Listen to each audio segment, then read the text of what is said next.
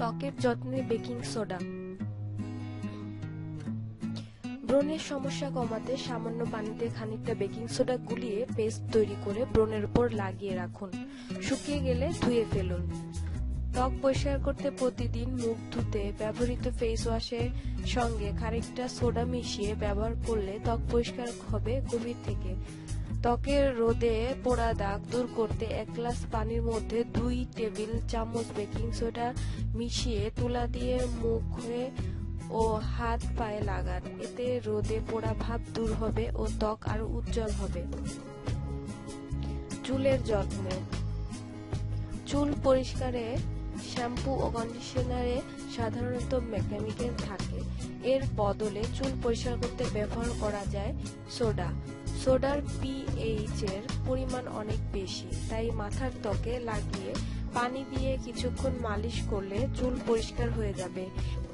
এছাড়া 1 চা চামচ বেকিং সোডা শ্যাম্পুর সঙ্গে মিশিয়ে চুলে ও মাথার তালুতে ভালো করে ম্যাসাজ করুন। কিছুক্ষণ পর ধুয়ে ফেলুন।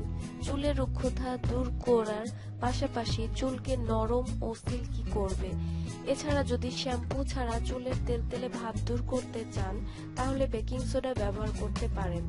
1 টেবিল চামচ বেকিং সোডার সঙ্গে 1 চা চামচ ল্যাভেন্ডার অয়েল ও আধা চা চামচ গোলাপ জল একসঙ্গে মিশিয়ে চুলে লাগান। এবার চিরুনি দিয়ে চুল আঁচড়ে নিন। দেখবেন খুব সহজেই চুলের তেলতেলে ভাব দূর হবে। নখ আর বাম। নখ পরিষ্কার করতে অল্প পানিতে বেকিং সোডা মিশিয়ে পেস্ট তৈরি করুন। ম্যানিকিউর ও পেডিকিউর করার সময় এই পেস্ট দিয়ে নখ ও পুরো হাত পায়ে ভালোভাবে লাগিয়ে মালিশ করুন। এরপর হালকা গরম পানি দিয়ে ধুয়ে নিন। সোডা নখ চকচকে করে ও নখের পাশের চামড়া উঠতে সাহায্য করে। পায়ের গোড়ালি নরম করতে 1 টেবিল চামচ বেকিং সোডার সঙ্গে 1 টেবিল চামচ লেবুর রস ও সামান্য পানি একসঙ্গে মিশিয়ে প্যাক তৈরি করে পায়ের গোড়ালিতে লাগান। এবার নরম ব্রাশ দিয়ে ভালো করে ঘষুন। পায়ের ফাটা দাগ দূর ও পা মসৃণ হবে। দাঁতের হলদেটে ভাব। নানা কারণে দাঁত হলদেটে হতে পারে।